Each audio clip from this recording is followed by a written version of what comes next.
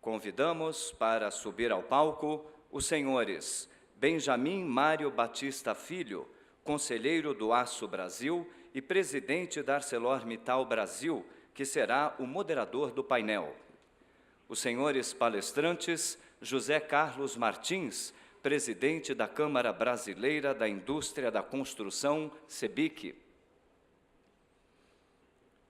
Paul Prosy, líder do Programa de Infraestrutura e Desenvolvimento Sustentável do Banco Mundial e coautor do estudo Back to Planning: How to Close Brazil's Infrastructure Gap in Times of Austerity.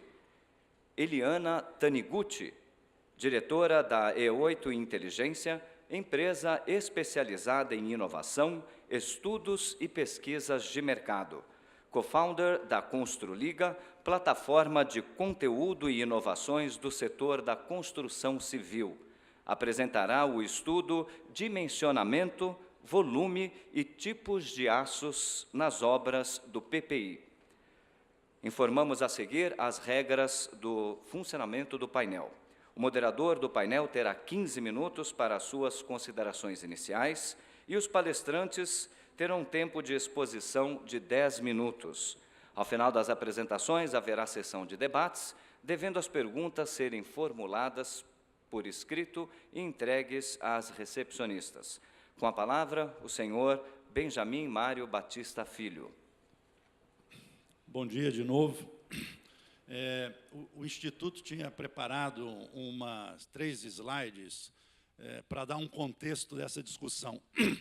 Entretanto, eu estava na sala aqui com o Zé Carlos Martins, eu mostrei para ele os slides, e, basicamente, o tema que ele vai comentar é bastante similar à apresentação que a gente ia fazer. Então, até para a questão de tempo, nós decidimos, então, não fazer essa primeira introdução, né, e passar direto para o nosso debate, né? Vamos chamar primeiro, então, o Zé Carlos Martins, até porque não houvesse uma redundância do que a gente for falar. Então, Zé Carlos, por favor, você tem o pódio. Muito obrigado.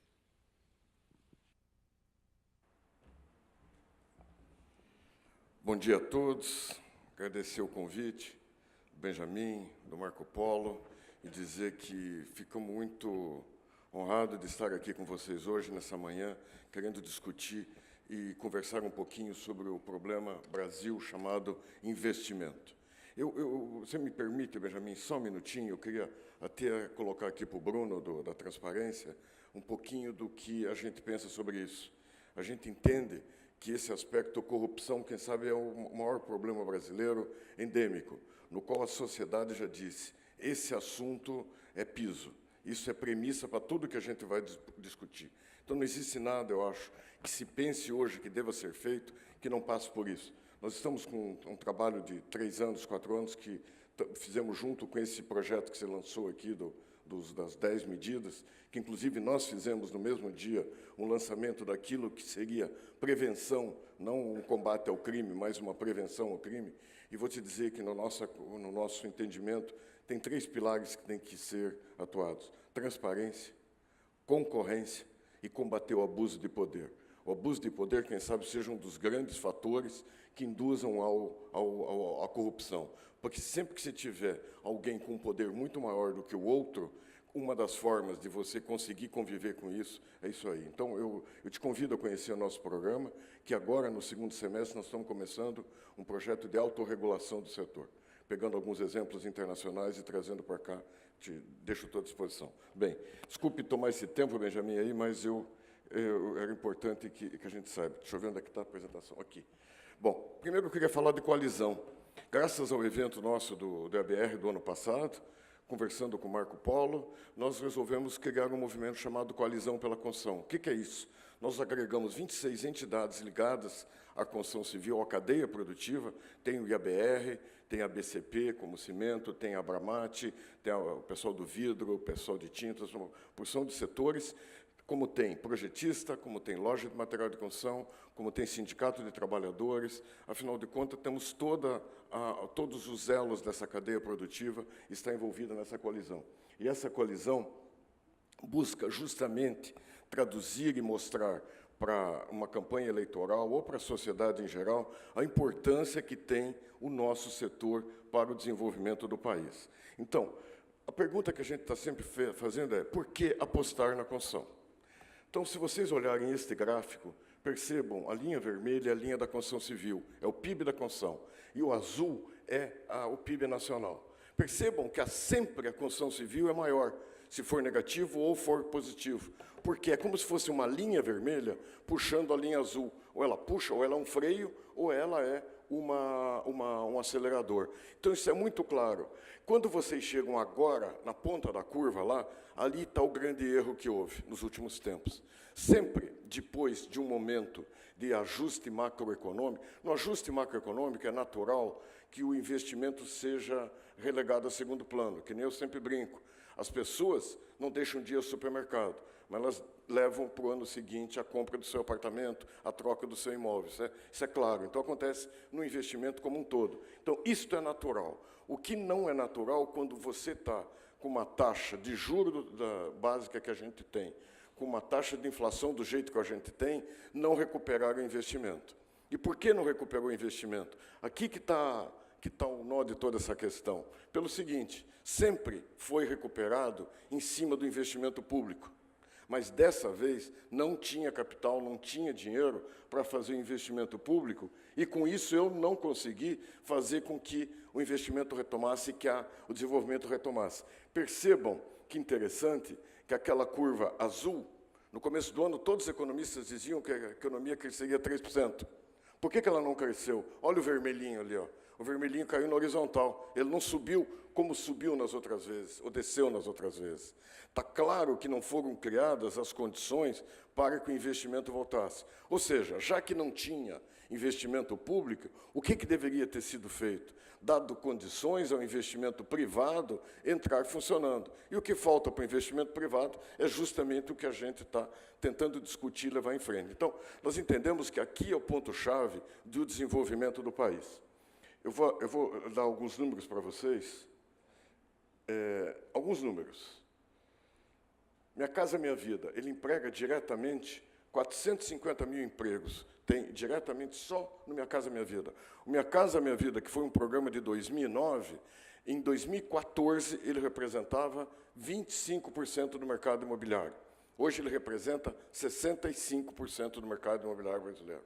Ou seja, simplesmente tem recurso, tem juro razoável e tem mercado para ser comprado. A caderneta de poupança saiu de 113 bilhões de financiamento em 2014 para 47 em 2018. Vocês vejam o que foi uma queda desse tipo aí.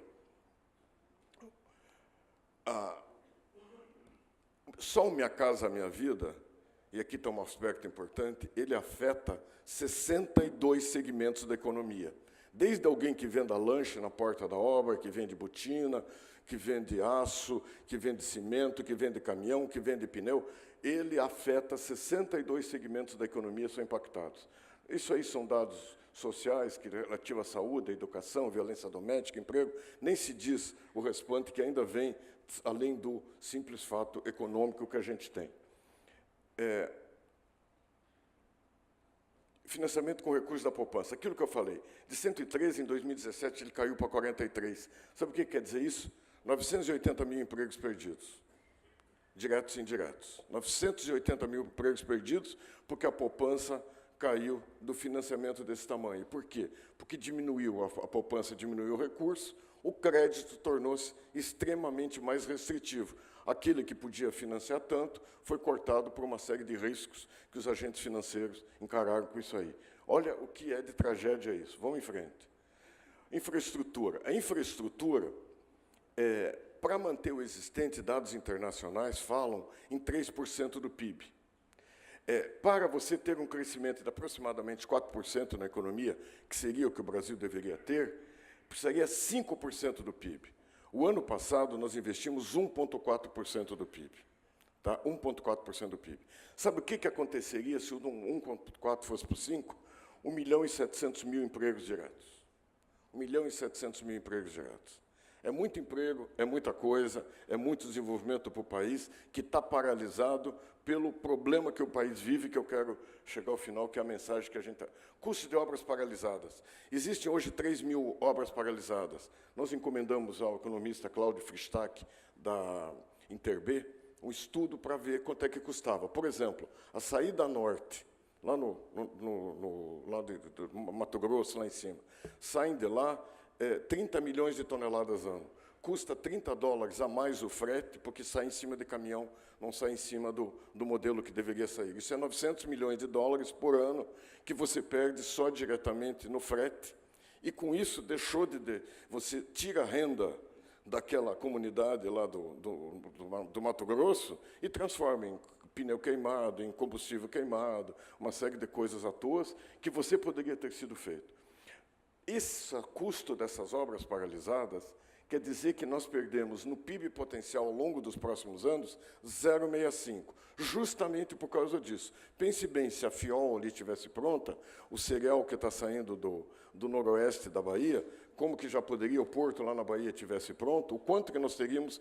Este custo não é o custo direto do investimento, é o custo que ele deixou de gerar na economia se aquilo tivesse pronto. Se a mãe tivesse com a creche perto da casa dela, ela não tivesse que levá-la para a casa de não sei quem, da família, quantas horas ela teria perdido a menos para fazer isso aí. Então, isso é um outro ponto que é muito importante. E no ano de 17, 1,8% do PIB foi perdido porque essas obras não foram entregues. Aí tem um impacto muito grande do próprio investimento que poderia ter sido comprado aço, comprado cimento, tudo isso aí, o PIB caiu isso aí, a própria renda das próprias pessoas. Bem, saneamento, de 2007 a 2014, é um trabalho que a gente fez com contas abertas, de tudo que foi disponibilizado, e na época não faltava dinheiro, só foi incompetência, foi 7% do utilizado do que aquilo que foi disponibilizado. Ou seja, são números assim que são inacreditáveis, mas eu acho que não adianta só reclamar, a gente tem que cobrar e fazer acontecer, que é isso que a colisão está fazendo e tentando fazer.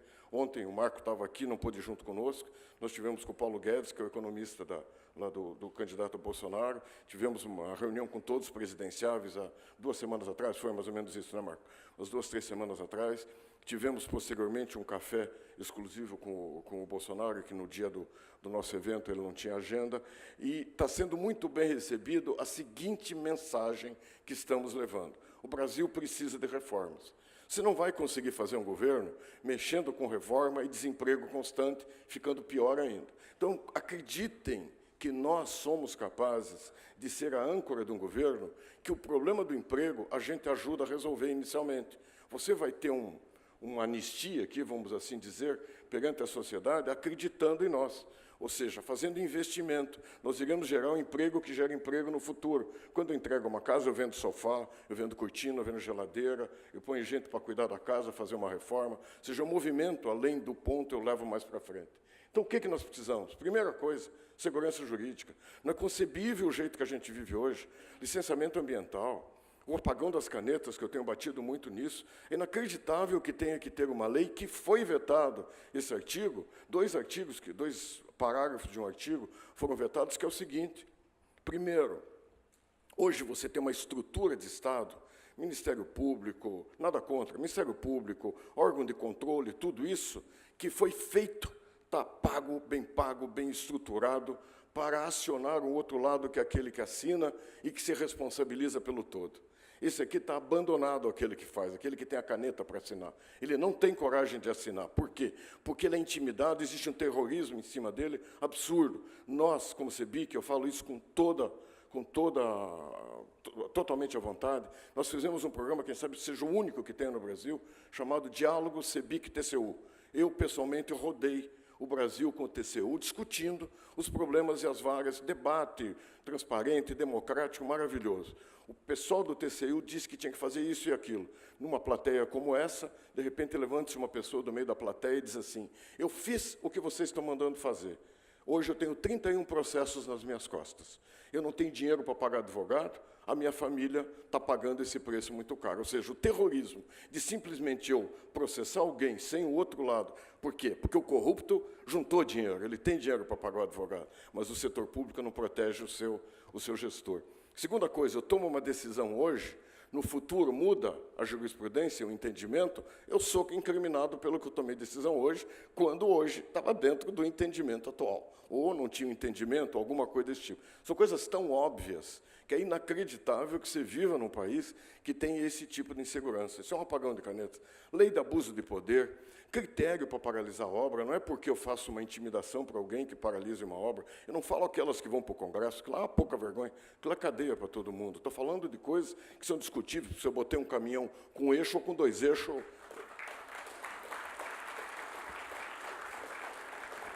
Sabe?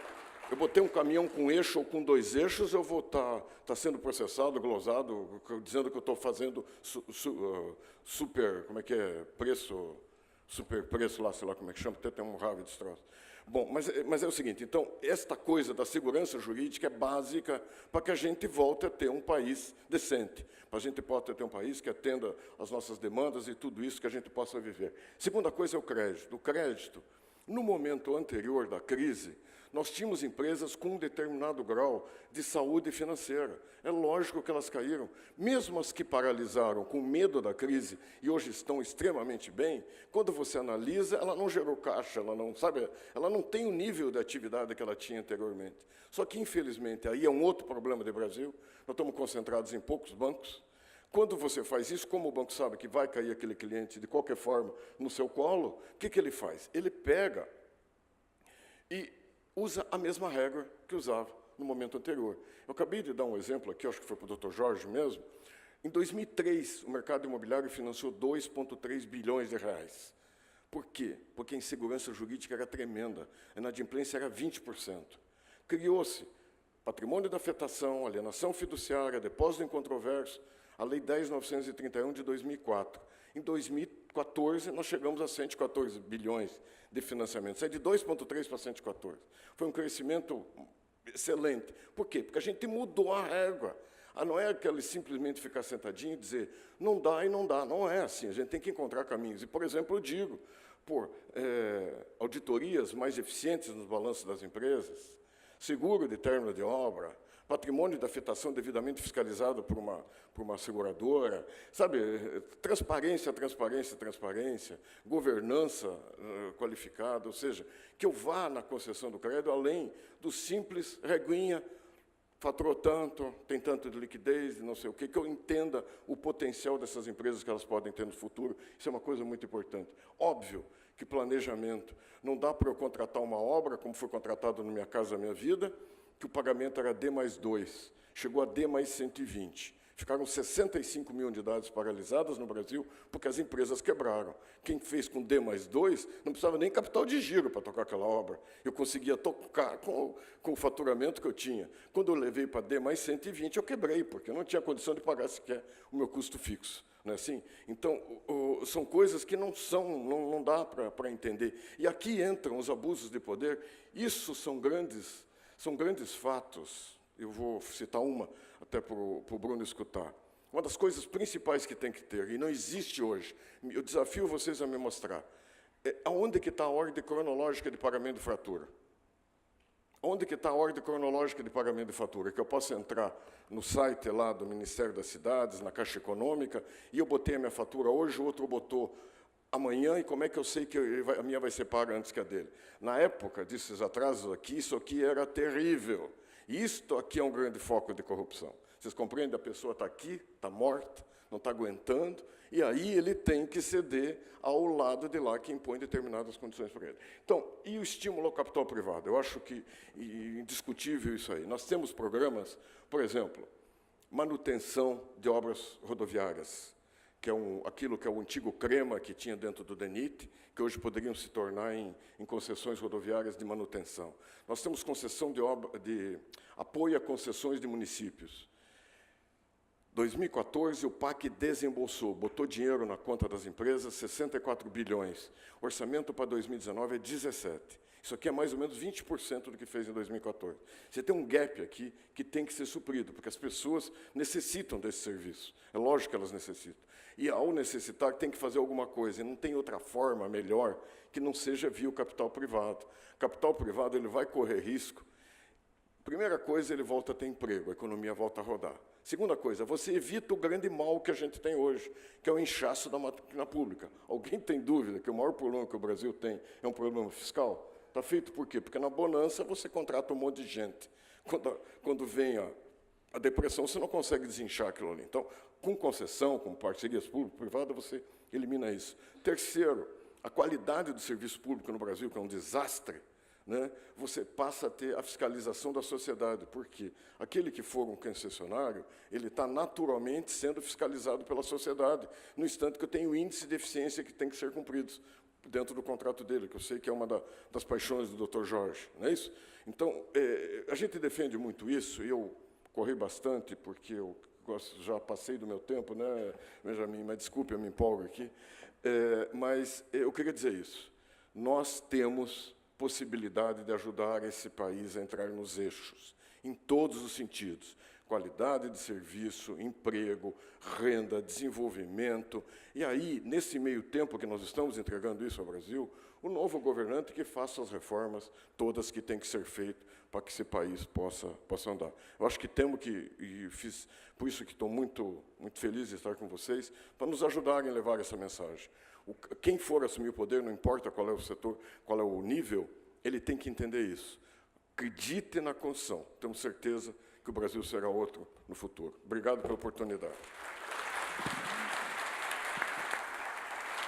Obrigado, Zé Carlos. Dando continuidade, eu convido o Paul Prossi para proferir a sua apresentação. Bom dia a todos, um grande prazer estar aqui. Obrigado também por ter convidado o Bruno, acho importantíssimo as palavras do Bruno no início. Depois queria falar com você, Bruno, para a gente conversar mais, com você poder trabalhar mais com o Banco Mundial nessa área. Eu não tenho apresentação nenhuma, então não precisa se preocupar. E ainda bem que eu não trouxe, porque vários dos dados são do mesmo, vamos dizer, da mesma fonte, que o Freestack também trabalha muito conosco, mas é muito claro que o Brasil investe muito pouco em infraestrutura. Se você comparar o Brasil a outros países similares, é menos da metade do PIB. No Brasil chega o ano passado 1,5%, mas a um redor de 2%, enquanto que a China gasta uns 7%, 6, 7%, e outros países comparáveis, Chile, Colômbia, entre 4% e 5%, que seria o ideal. Claro que não é só uma questão de gastar mais em infraestrutura. Também tem que gastar com maior qualidade, né? Não adianta você fazer uma grande obra de bilhões de dólares sem gastar um pouco de dinheiro no saneamento básico em vários lugares do Brasil. Então, o que o Brasil precisa é um gasto de maior qualidade. Um outro relatório que o Banco Mundial publicou no ano passado fala exatamente disso, o ajuste justo, né, em que o Banco Mundial diz que o Brasil gasta muito e gasta muito mal. E, na verdade, o Brasil não tem mais os recursos para poder gastar esse dinheiro, e fica muito claro, até nós do Banco Mundial sofremos. Se você pensar que há 5 anos atrás o Banco Mundial tinha um portfólio anual de projetos novos de ao redor de 2 a 3 bilhões de dólares, no ano de 2016, 2017, nós chegamos a 72,5 milhões de dólares. Nós estamos agora contando os milhares até.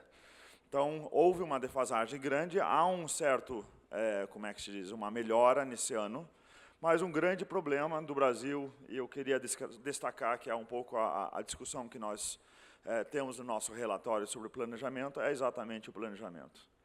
Eu cheguei aqui no Brasil, voltei ao Brasil, esse português não é dos últimos 2 anos, já vem de criança, mas eu voltei ao Brasil há 2 anos atrás e da China, e ficou muito claro para mim que um dos grandes gargalos do Brasil é exatamente o planejamento. Eu falo com muitos investidores de fora, concessionárias, empresas que querem entrar no Brasil, mas não têm uma perspectiva de longo prazo, e a perspectiva muda a cada ano.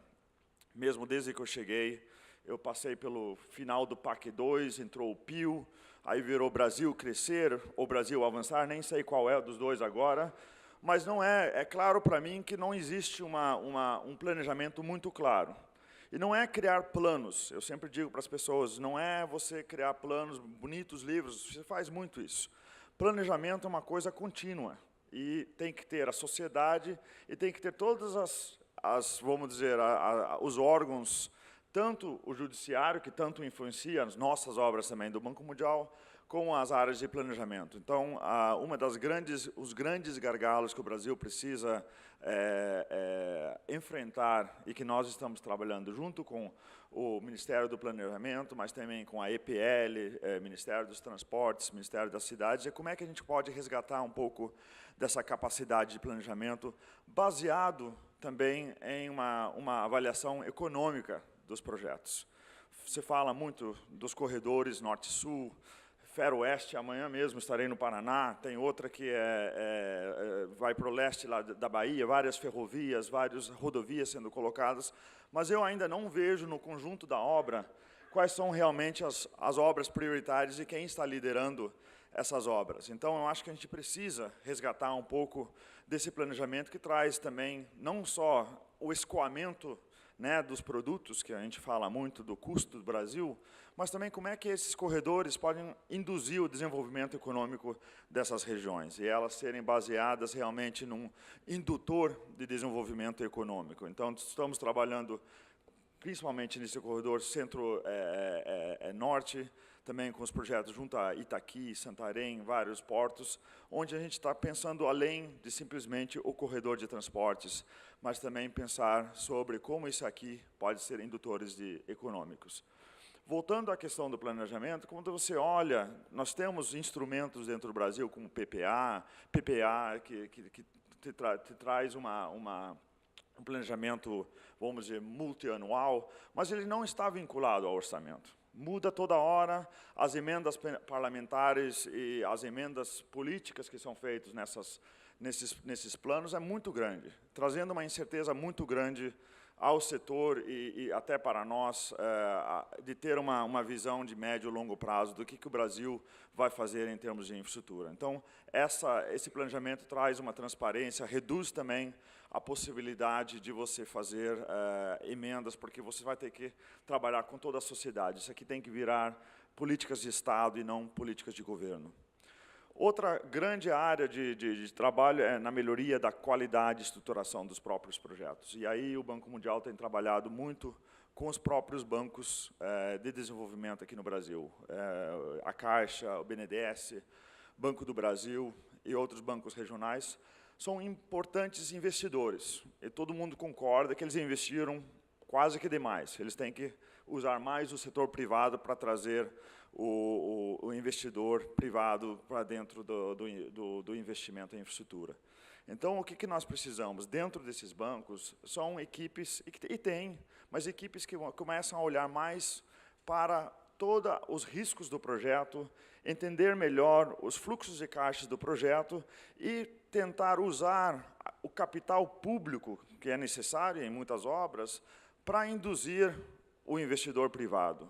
Quando você olha, por exemplo, na Inglaterra ou mesmo na Índia, 50% a 70% do investimento ele é privado, e só 20% a 40% ele é público, dependendo do projeto. No Brasil, isso vai a só uns 20%, 25% são investimentos privados. São mesmo as PPPs tradicionais que foram colocadas no Brasil, elas foram induzidas pelo capital público. Foram financiados pelo capital do BNDES e, com isso, também reduziram a eficiência do gasto público. Se traz muita ineficiência com esse como é que se diz, esse investimento subsidiado do poder público. Então, estamos trabalhando, eu acho que o que o BNDES já está fazendo, também o Banco Central com o TLP, é um grande avanço, vai trazer uma melhora muito grande na eficiência do gasto do Brasil, mas também vai trazer condições para o setor privado entrar. E aí, finalmente, eu queria falar rapidamente também das questões operacionais. Realmente, a qualidade da infraestrutura depende muito da manutenção de médio e longo prazo. E, com isso, também tem que se ter maior transparência sobre os gastos com a tarifa e com as taxas que você induz. Muitas vezes elas acabam se defasando com o passar do tempo e não há força política, principalmente para projetos, por exemplo, na área de saneamento, na área de pequenas infraestruturas, principalmente municipais, de você fazer uma readequação da tarifa, e quem acaba pagando por isso ou é o setor privado que está na concessão ou o usuário final, porque, na verdade, vai ter um serviço de menor qualidade. Então, tem que se ter, dentro dos contratos de concessão, de PPPs, maior clareza sobre a tarifa e como se ajusta a tarifa. E, novamente, voltando à questão jurídica, você tem que ter agentes regulatórios mais independentes. Claramente, há uma influência política ainda bastante alta nas agências regulatórias. Também existe uma fragmentação muito grande dos agentes, fico surpreso, às vezes, do número de agências regulatórias, por exemplo, no setor de transportes, e cada um olhando para a sua parte da equação, enquanto que o Brasil precisa de uma avaliação completa da logística do Brasil. E a logística quer dizer a intermodalidade, a transferência da carga da rodovia para a hidrovia, para a ferrovia, que é muito difícil. Eu lembro quando a minha mudança chegou no Brasil, ela chegou no Porto de Santos e levou 6 semanas para ser liberada do Porto de Santos e chegou em 2 dias lá na minha casa, em Brasília. Quer dizer, não é só a infraestrutura o problema, existe um grande problema, um grande gargalo também regulatório, não só na parte da construção, mas também na operação do sistema. Precisamos, assim, como é que se diz, regras mais claras para que todos possam se sentir à vontade e instâncias mais independentes. E, afinal, eu acho que existe um problema um pouco cultural que eu vejo, eu que sou holandês, vindo no Brasil. Eu acho que é uma desconfiança natural do brasileiro um com o outro, das instâncias com o outro. A primeira coisa que você vê, quando você vem com uma proposta boa, é que o outro pensa: o que está por trás?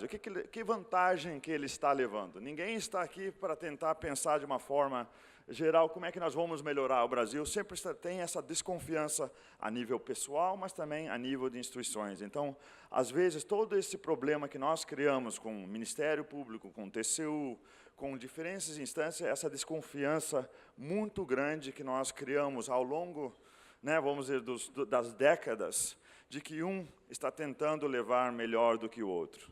Então, nós vamos ter que nos juntar um ao outro e, realmente, através desse planejamento, através desse diálogo mais transparente, tentar levar o Brasil para frente e avançar de verdade. Muito obrigado.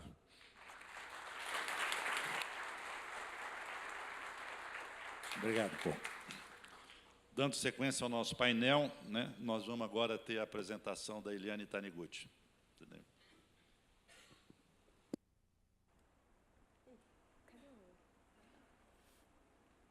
Então, pessoal, bom dia. Ao contrário, quer dizer, complementando um pouco a apresentação dos dois, o que eu vou apresentar agora, ele tem um tom um pouquinho mais técnico, tá? Opa, obrigada. Frente, trás, frente, trás. Tá ótimo, obrigada. Tá. Então, me desculpem para quem já conhece, vou fazer uma rápida explicação do programa para colocar todo mundo na mesma página, Então, o trabalho que a gente vai apresentar aqui, ele olha e foca principalmente ou exclusivamente os projetos do programa PPI, que é o Programa de Parcerias e Investimentos, ou o Projeto Crescer, que foi criado em 2016 pelo atual governo, e ele tem como foco principal fazer uma parceria com a iniciativa privada justamente para tentar fazer acontecer essas obras, tá? E as obras que são elencadas, elas acabam sendo tratadas como prioridade. Então, o que nós fizemos, o que o trabalho vai apresentar aqui, o que a gente vai compartilhar? A gente pegou todas as obras do programa que não estavam em fase de execução, ou seja, estavam em fase de projeto ou anterior a elas, e calculamos o potencial de aço que poderia ser consumido se essas obras efetivamente acontecerem, tá? Então, quais foram os processos para a gente chegar aos números, Então, sem segredo nenhum, pegamos as obras. Estas obras são principalmente do setor logístico, Então, a gente pegou aeroporto, ferrovia, porto, rodovia e também o segmento de óleo e gás. Então, pegamos essas obras, desmembramos em etapas, né, em sistemas que consomem aço. Depois que desmembramos, a gente quantificou quanto de obra tem e qual o consumo em cada partezinha da obra. Então, continha de soma e de multiplicação, conseguimos aqui, então, achar esse consumo potencial. Excelente. Né? Só que tem duas questões. As obras ainda não existem. Então, como é que a gente foi calcular consumo, às vezes, de obras que nem projetos tinham? Né? E aí tem uma outra questão. Quem é que nunca se deparou e falou assim, puxa vida, se eu tivesse esse dado, eu conseguiria chegar a esse resultado? Ou seja, a gente tem carência de dados, né, no setor em geral. A gente não tem o hábito de coletar e estruturar dados. Então, esse foi o grande desafio aí desse projeto. Então, a partir disso, bom, se a gente não tem dados, qual foi a solução? Vamos também criar os dados.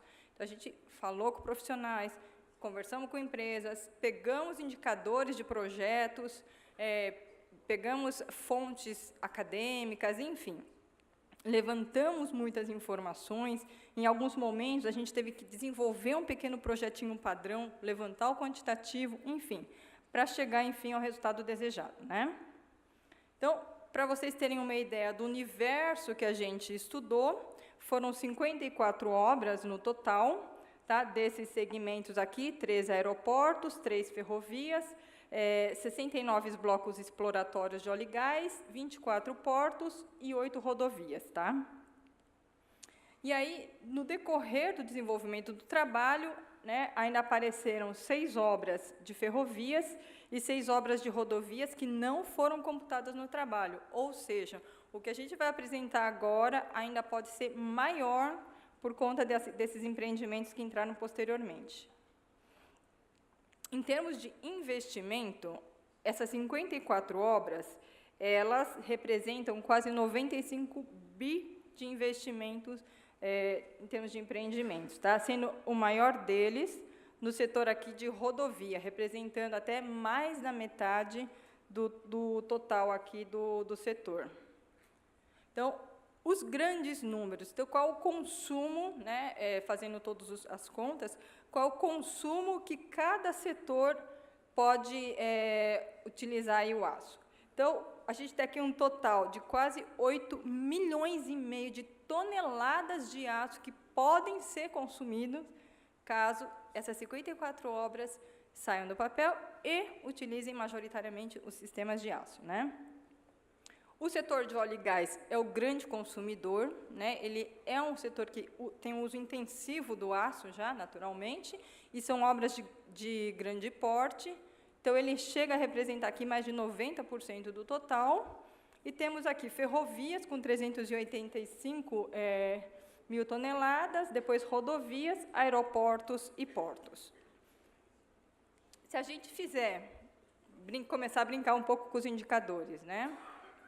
Se a gente fizer aqui, para cada milhão investido nessas obras, quanto de aço eu tenho em cada setor, a gente já vê um cenário um pouco diferente, né? Então, a gente vê que o óleo e gás continua puxando bastante, mas rodovias, né? Voltando aqui, a gente aqui ferrovias, rodovias tem um grande investimento, então, para cada milhão investido em rodovia, ele acaba sendo o menor gerador aqui de consumo de aço, né? A gente tem aqui depois ferrovias, aeroportos e portos. A gente tem aqui uma noção, né, quais são os setores que acabam puxando mais o consumo. E aí, uma outra métrica aqui que a gente fez qual é o consumo unitário por obras. A gente tem aqui a quantidade de obras, se a gente dividir, né, pelo consumo de aço, cada obra consumiria potencialmente quanto de aço. Então, o menor aqui foi Porto, com 0,6 mil toneladas por Porto, e Ferrovia, 0,13, né, são obras de grande extensão, ela acabou sendo aqui o maior consumidor. Para vocês terem uma ideia da dimensão, a gente pega aqui, supondo que Porto seja uma bolinha de gude, né, Ferrovia, que é o maior consumidor, ele é um prédio de quase 15 andares, mais ou menos. Então, aqui tem dá para ter uma noção aí da dimensão aí de cada obra. Passar rapidamente em cada setor, tá? Aeroporto, o grande aeroporto, temos aqui o grande consumidor, é o terminal de passageiros, e aqui, no caso do aço, ele tem 2 aspectos favoráveis. Eles já estão sendo feitos majoritariamente em aço, né? Já é o sistema padrão, praticamente, e, além disso, os novos aeroportos, eles estão tendo, assim, eles estão sendo explorados do ponto de vista arquitetônico, né? Então, tem aquele tom dos grandes vãos, da estética, da modernidade. Então, isso é um ponto muito positivo, porque fortalece, né, mais ainda os sistemas à base de aço. Né? No caso de ferrovias, o grande consumidor são os trilhos, mas, se a gente prestar atenção, se a gente ver, né, as pontes e viadutos, né, as obras de arte, elas, se forem consumidas em aço, elas podem representar até 25% do setor, do setor de ferrovias. Então, pode ser um grande consumidor também. No caso de óleo e gás, o grande consumo está sendo puxado aqui, nossa, está me atrapalhando toda aqui, pelas obras, né, da camada poçal. Por quê? Porque a maior parte das bacias, né, que foram leiloadas aqui, que foram arrematadas, elas são aqui dessa camada. Mas, se a gente for olhar o consumo unitário, a camada pré-sal, ela puxa bastante o consumo, ela chega a ter, em média, o dobro, uma obra do pré-sal, chega a ter, em média, um dobro do consumo de uma obra na camada pós-sal, tá?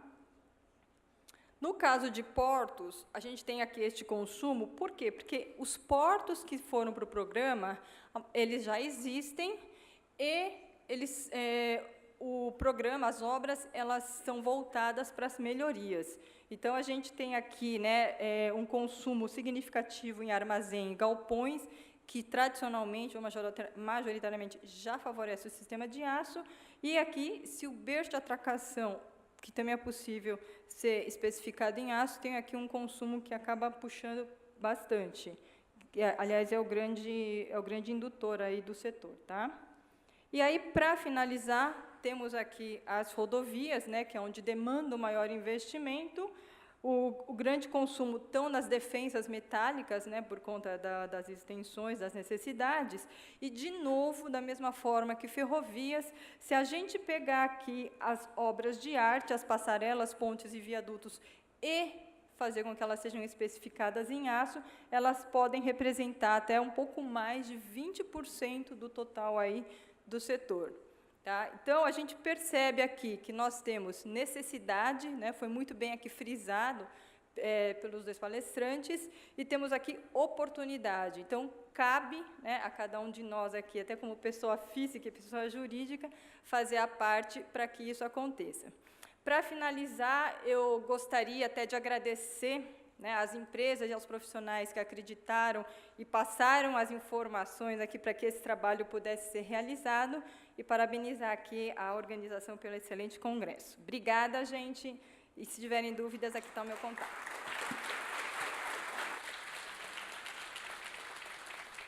Muito obrigado, Eliana. Vamos passar, então, agora a nossa sessão de perguntas. Vamos começar com a pergunta para o Zé Carlos Martins. A pergunta veio do Paulo Monteiro Santos, que é um estudante de mestrado. A segurança jurídica e as regras claras são essenciais para a retomada dos investimentos. Em sua opinião, o que precisa ser feito para haver maior transparência, acabar com a paralisia das contas dos órgãos públicos e com a cultura de criar dificuldade para vender facilidades? Isso é uma perguntinha facinha, né, de começar tudo de novo. De responder. Mas eu citei algumas ali, eu acho que aquele PL 7448, que eu não me recordo agora, a lei que se transformou, que era do senador Anastasia, ela vinha justamente em busca disso, de se conseguir dar um pouquinho mais de segurança a quem assina, para que ele tenha capacidade, no mínimo, de se defender no futuro. Nós temos a discussão da nova lei de licitações, nós temos a discussão do licenciamento ambiental, nós temos a discussão de critérios de paralisação de obras, nós temos legislação a respeito de abuso de poder. Tem uma série de assuntos que deveriam ser mais fortemente discutidos e rapidamente resolvidos. O que a gente vê é que o Brasil hoje está tomado por corporações e sempre que você vai tentar resolver alguma coisa, aparece uma corporação que ela está se vendo de alguma forma afetada e paralisa tudo e aquela coisa não vai para frente. Eu acho que a conscientização das pessoas para o custo que isso traduz para o cidadão comum, isto é muito importante. Eu acho que nós levarmos em frente para cada um entender, olha, você não tem uma creche, você não tem uma estrada, você não tem um porto por causa disso, disso e daquilo. Sabe, eu vou pegar aqui da Eliana, eu vou dizer uma coisa para vocês. Quem sabe a maior forma de acontecerem as coisas seria o apoio da opinião pública. Eu perguntei quando saíram esses 20, 30 projetos aí do PPI, para quem estava coordenando o PPI, né? E eu cheguei e disse assim, qual foi o critério que vocês escolheram, esses 20, 30 projetos? Eles disseram, é o que estava na prateleira. É o que estava na prateleira. Eu digo, mas não tem uma lógica do que é mais importante, menos importante? Não, não tem lógica nenhuma. Por exemplo, se eu investisse em navegação de cabotagem, eu eliminaria muita duplicação de estrada no sentido sudeste, norte e nordeste, né? Então, vou dizer, existem coisas desse tipo que a gente não tem outra forma que não seja conscientizar e bater, que é isso que, de alguma forma, nós estamos fazendo hoje. Sabe, Benjamin, acho que passa muito por isso. Obrigado, Zé Carlos. Uma pergunta para o Paul, do Roberto Guida, da Peran. Hoje, os investimentos, quando realizados, são pensados para o ciclo do governo atual, ou seja, tem um caráter político, e não na perpetuidade da obra e no seu benefício. Como mudar essa triste realidade? Não é fácil, mas, novamente, voltando à questão do Estado, e muitas vezes a própria presença de um órgão como o Banco Mundial e outros bancos ajudam, mas vou te dizer que é difícil. Nós sempre passamos, mesmo dentro dos nossos investimentos, que muitas vezes passam por ciclos eleitorais, né, um investimento de 6, 7 anos, aquele momento de você ter mudança de governo, ou mesmo durante o governo, né, porque existem muitas mudanças nos anos eleitorais, que não são mudanças de governo, mas afetam muito os governos existentes. Então, o que nós temos que trazer para dentro da discussão é por que essas obras são prioritárias, ter transparência para o público de que o que estamos fazendo não é uma obra de governo, mas é uma obra de Estado, e realmente tentar, ao máximo possível, usar as tecnologias novas, o web, para monitorar o andamento dessas obras, porque realmente muitas obras são paralisadas por motivos inócuos e não importantes e acabam sendo um gasto muito maior para o setor público e para o Brasil como um todo do que você tentar adequar um pequeno erro, que nem sei se é uma coisa tão relevante, mas o gasto para o Brasil é muito maior. Então, acho que, novamente, a questão do planejamento, a questão da transparência, a questão de você divulgar dados e fazer a população participar dessas grandes obras do Estado são extremamente importantes para dar continuidade, mesmo com as mudanças de governo. Mas é difícil. Obrigado, Paul. Uma pergunta para a Eliane. Eliane, você, quando começou a sua apresentação, você mencionou a dificuldade de obter informação sobre os diversos projetos da PPI. Na sua opinião, o que deveria ser mudado no processo de divulgação dessas obras de PPI, de modo que todas as partes interessadas pudessem ter, né, uma avaliação do que aquela obra impacta o seu próprio negócio? Boa pergunta. Está aberto? Oi, está aqui, né? Realmente é uma boa pergunta e é um grande desafio, né? O que acontece? A gente acompanha até várias obras desde o PAC e as informações elas são disponibilizadas, parece, conforme conveniência. Então, hora se apresenta uma informação, depois a obra desandou, esconde-se, mostra... Então, assim, se a gente tiver, no mínimo, uma estrutura de informações que seja disponibilizado constantemente, periodicamente, já, eu diria assim, uma coisa simples, mas é de um grande feito. Dá para a gente conseguir acompanhar de uma maneira muito mais transparente, porque para quem acompanha, de fato, não é fácil. Cada hora aparece uma informação diferente, num lugar diferente, de um jeito diferente. É simples. Muito obrigado. Ontem nós tivemos uma apresentação aqui de um professor que falou sobre o Cradle to Cradle, do ponto de vista sustentável, né?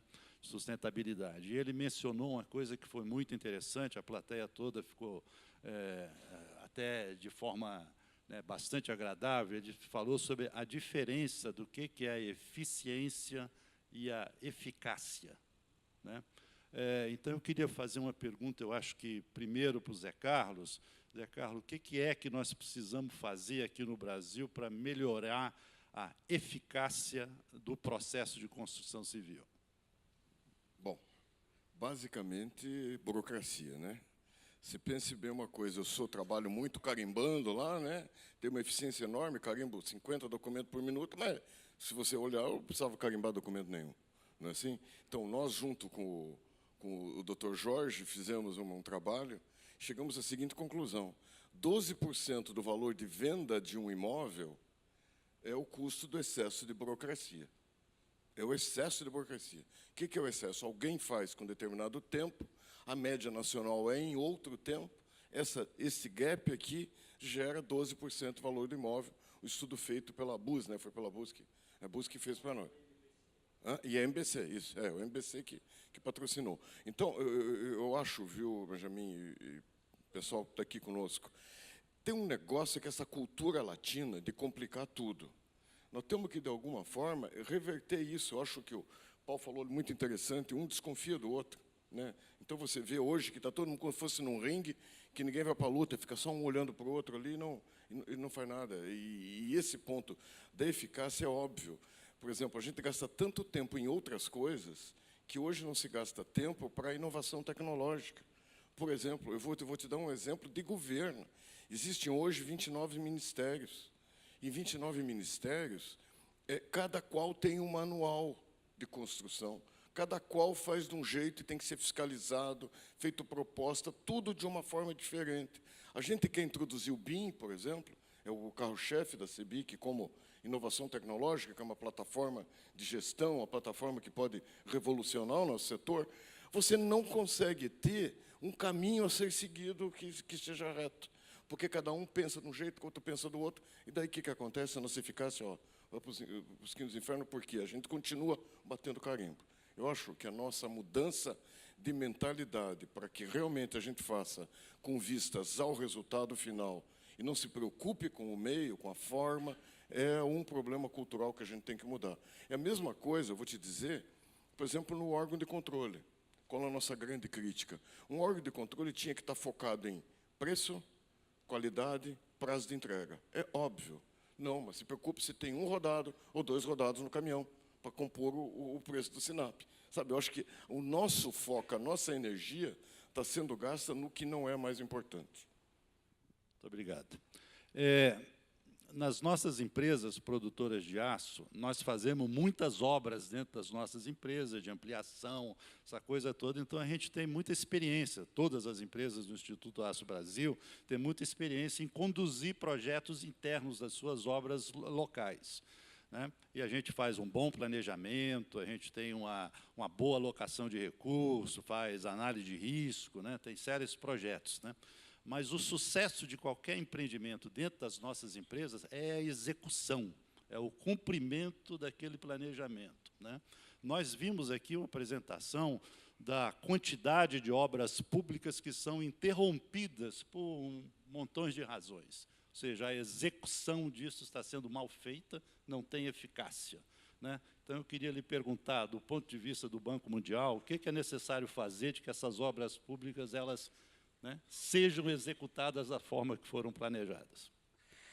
Novamente, uma uma pergunta não muito fácil de responder, porque nós, no Banco Mundial, também, diariamente, nos confrontamos com esse problema. Então, novamente, eu acho que começa lá no início, na própria na execução. Muitas obras, elas não são bem desenhadas no início, não? Então, muitas surpresas acontecem no decorrer das obras que ninguém previa, porque não fizeram o planejamento, a preparação adequada na obra. Eu, muitas vezes, vejo o Brasil levando muito tempo com certas coisas e, na última hora, quer fazer um contrato rápido porque precisa fazer essa obra porque daqui a pouco vai ter uma eleição. Então, nós temos que tomar um certo cuidado, que certas pressas em certos momentos do projeto geram problemas lá na frente. Então, novamente, quando você tem uma engenharia bem feita, e olha, o que nós não batemos, quando você olha nos programas de licitações do banco, não é que a licitação do banco é difícil, mas quando técnicos do banco olham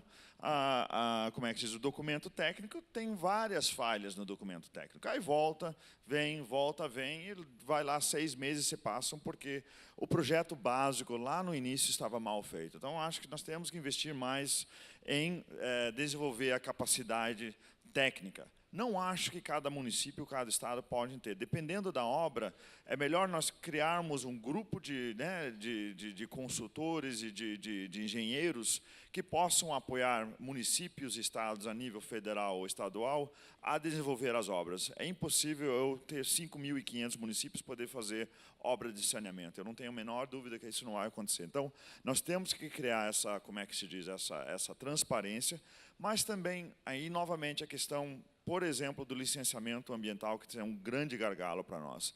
É trazer esses órgãos num início muito anterior ao projeto, para eles entenderem por que um projeto de cabotagem ou ferrovia é tão importante e mais importante que mais uma rodovia. Nós sofremos com as rodovias aqui no Brasil diariamente. Há 2 meses atrás, assim, nós sentimos na pele o que nós dependemos das rodovias, mas a gente não entra num diálogo com os vários órgãos que têm um efeito muito grande sobre as decisões e dizer, olha, ambientalmente muito mais sustentável você levar essa carga por uma ferrovia do que levar por uma rodovia.